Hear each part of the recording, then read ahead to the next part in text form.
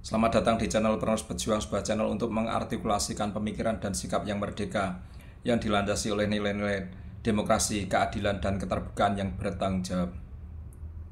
Sebagai buntut dari demonstrasi yang dilakukan oleh masyarakat yang berujung pada kerucuhan, akhirnya pemerintah menyerap sebagian aspirasi dari masyarakat itu untuk memperbaiki keadaan di pemerintahan ke depan, yaitu dengan cara melakukan reshuffle kabinet. Tentu reshuffle kabinet itu memunculkan pro kontra baru, di mana ada menteri yang sejak awal kelihatannya justru menimbulkan pesimistis di kalangan masyarakat akibat ujaran-ujaran yang tidak pas. Namun demikian di lain pihak juga ada pergantian pejabat yang bisa menimbulkan optimisme dari masyarakat dan cukup menyenangkan publik untuk sesaat ini. Entah nanti mungkin kinerjanya belum bisa dinilai dari saat ini, kita bisa menunggu saja. Namun di tengah-tengah reshuffle kabinet itu muncul sesuatu yang konyol menurut saya, sesuatu yang tidak bisa masuk di nalar publik, nalar-nalar yang rasional. Yaitu apa? Yaitu ketika Rismon, salah satu penuduh ijazah palsu, justru mengusulkan pada Presiden Prabowo untuk mengangkat Habib Rizik Syihab sebagai salah satu menterinya. Ini kan aneh sekali, dengan rekam jejak Habib Rizik dengan FPI-nya yang penuh dengan kontroversi, kok malah dicalonkan atau diusulkan sebagai menteri. Ini jelas akan kontraproduktif dan akan menuai banyak problematik di kemudian hari. Rismon tentunya dalam hal ini memiliki kepentingan pribadi dan kepentingan kelompoknya. Dalam hal ini adalah para penuduh ijazah palsu, karena mereka memang sejak awal memang diindikasikan terkait dengan Rizik Syihab. Bagaimana tidak terkait dengan Rizik Syihab? Kita mulai dari TPUA saja, tim pembela aktivis dan ulama, itu ternyata bentukan dari Rizik Syihab. Bahkan Egy Sujana yang kemarin menjadi ketuanya itu juga atas penunjukan dari Rizik Syihab. Kemudian mereka bertiga, trio RRT ini, juga dijadikan saksi dari TPUA ketika mereka melakukan gelar perkara khusus. Ketika mereka menghadiri gelar perkara khusus yang dilakukan oleh Barreskrim, trio RRT dijadikan sebagai saksi atau ahli oleh TPUA. Dan keterkaitan mereka sangat kental sekali ketika ketika TPUA menghadirkan person-person yang menghadiri gelar perkara khusus di Barreskrim, justru Rizik Syihab yang mengupload person-person yang harus hadir di sana.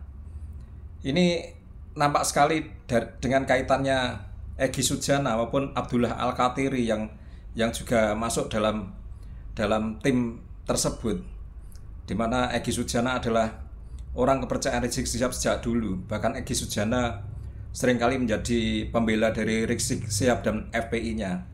Abdullah Al-Katiri juga orang kepercayaan dari Rizik Syihab. Mereka satu klan.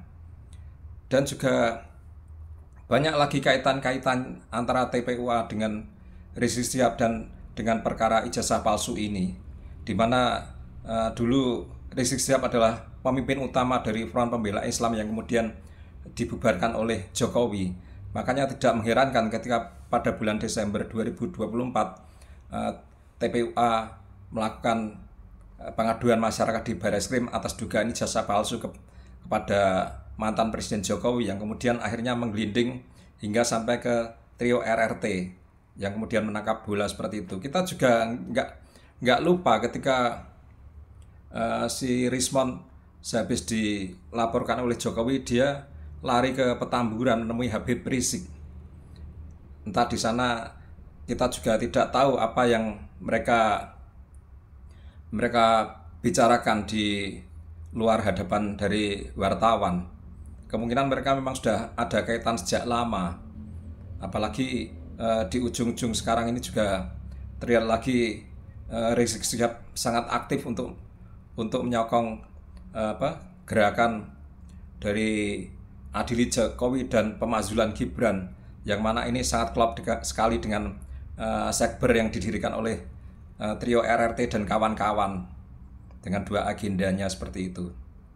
Saya akan putarkan bagaimana Rismond dengan naifnya dan konyolnya dia justru mengusulkan Habib Rizik sebagai menteri di kabinet Prabowo Subianto. Makanya saya bilang sama Pak Prabowo Subianto ini kan pejuang yang paling setia ini, ya, Habib Rizik menemani Pak Prabowo Subianto ketika 2019, 2014 itu dalam susah itu sebenarnya teman yang sejati, ya kan, teman yang sejati gitu loh. Jangan ditinggalkan, jangan dilupakan. Habib Rizik ini harus diangkat untuk membenahi Indonesia juga. Diajak dong jadi menteri gitu. Konyol ya. Betapa Habib Rizik dengan track record yang penuh dengan kekerasan dan juga kontroversi secara hukum diusulkan oleh Rismond agar menjadi salah satu menteri Prabowo dalam reshuffle kemarin. Habib Rizik ini track recordnya sudah panjang sekali ya, dimulai dari sejak era SBY di mana dia juga pernah terkena sanksi hukum karena melakukan persekusi dan kekerasan terhadap suatu jamaah kelompok tertentu di Monas dulu itu tahun waktu era SBY. Kemudian juga dengan pasukannya selalu menebar kekerasan di sana sini dengan rahasia-rahasia mereka yang cenderung mengabaikan dari aparat keamanan, seolah-olah mereka adalah alat negara yang berhak untuk menertibkan masyarakat. Juga bagaimana track record Rizik Syihab dan pasukannya ketika mereka selalu meneror Deddy Mulyadi saat menjadi bupati di Purwakarta, di mana Deddy Mulyadi terkenal sebagai seorang bupati yang ingin melestarikan budaya tradisi di tanah Sunda. Dulu FPI sangat menentang sekali, dikatakan bahwa Deddy Mulyadi mengembangkan ajaran-ajaran syirik, mengembangkan sifat-sifat jahiliyah karena tidak sesuai dengan Islam. Jadi Rizik sudah kental sekali bahwa dia sebetulnya tidak mendukung kemajemukan di bangsa ini, tidak mendukung budaya di negeri ini. Dia juga tidak mendukung adanya dasar negara Pancasila karena dia selalu melontarkan gagasan NKRI bersyariah. Apa Rismond tidak tahu hal-hal seperti itu?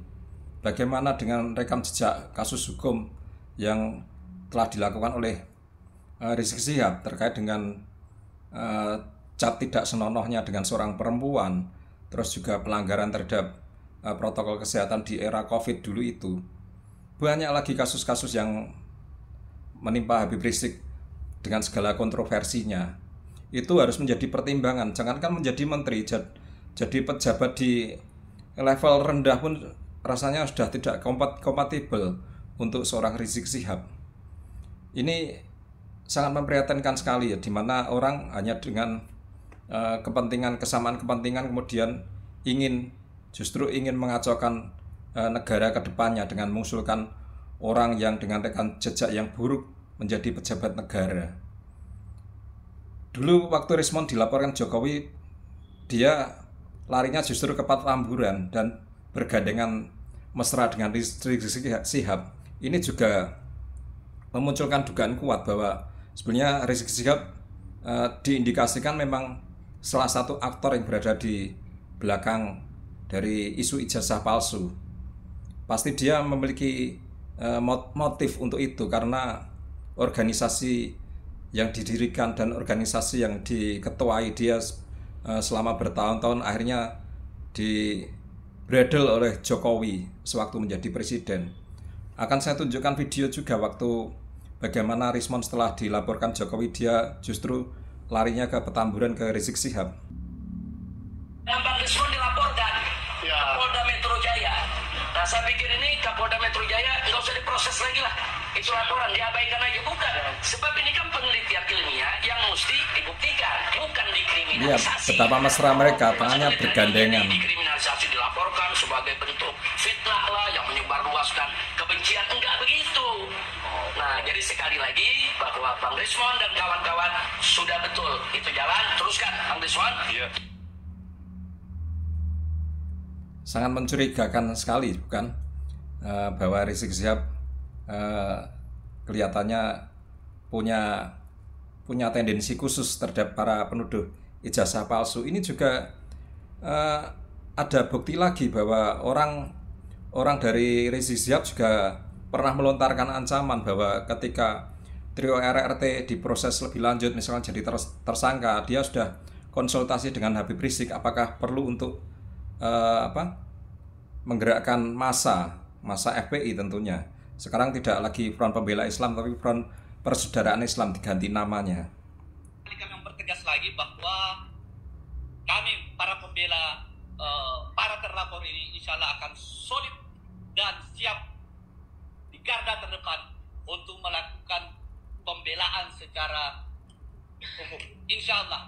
Dan saat ini juga kita sudah melakukan konsolidasi kepada Habibana Imam besar kami Habib Rizik Syihab.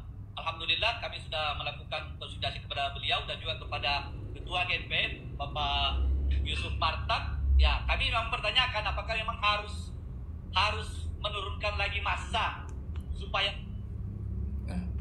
sudah jelas kan keterkaitan antara Rizik Syihab dengan trio penuduh ijazah palsu, trio RRT.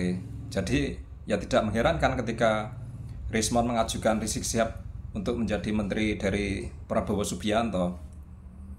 Jadi ini masyarakat harus mengetahui bahwa isu ijazah palsu ini tidak serta-merta muncul, juga bukan dalam ranah ilmiah, tapi memang ada motif-motif tertentu dari kekuatan-kekuatan lama, seperti yang sudah banyak disinggung di sini bahwa pihak-pihak yang punya kepentingan untuk memunculkan ijazah palsu itu ada 3, yaitu ormas-ormas yang pernah dibubarkan, terus kelompok-kelompok ekstrim, dan ketiga adalah anasir-anasir dari para pendukung Pilpres yang kalah, HTI, FPI, dan anasir-anasir dari pihak yang kalah dalam Pilpres. Itu yang sudah banyak dicurigai sebagai pihak-pihak yang berada di belakang tuduhan ijazah palsu, di mana mereka seperti melakukan balas dendam ketika Jokowi sudah tidak berkuasa. Ini yang sangat disayangkan. Disayangkannya karena mereka memakai tuduhan yang ecek-ecek untuk menghantam secara politik dan balas dendam. Korbannya adalah salah satunya adalah Universitas Gadjah Mada, di mana nama baik kehormatannya juga ikut hancur akibat peristiwa ini. Mungkin ini menjadi peringatan buat kita semua agar kita tetap waspada dalam menyikapi perkara ini. Demikian video saya kali ini. Jika ada kesalahan kata, mohon maaf dan tetap semangat. Salam merdeka.